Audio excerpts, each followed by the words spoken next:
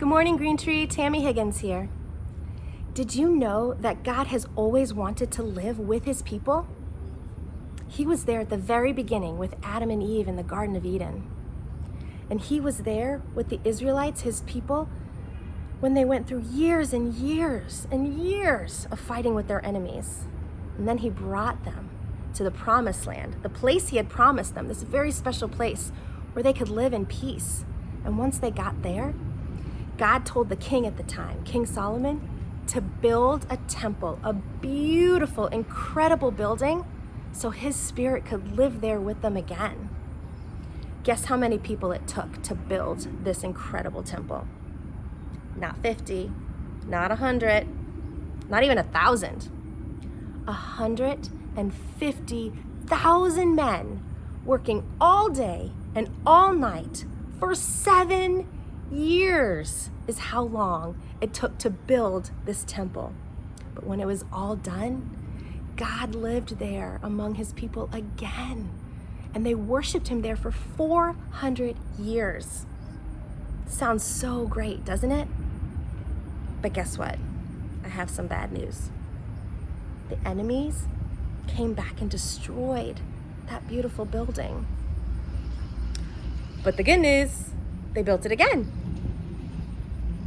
Bad news, the enemies came and destroyed it again. But good news, they built it a third time. More bad news.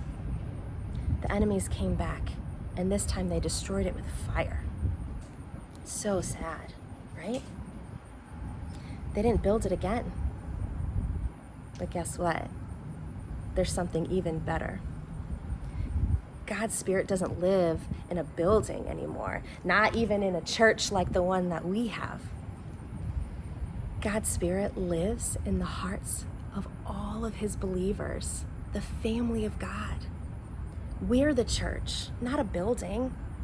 When believers come together, we're God's temple. I love being part of God's family with you. It doesn't matter if you've known Jesus as the Son of God for years and years and years and years, or if you've just met him today.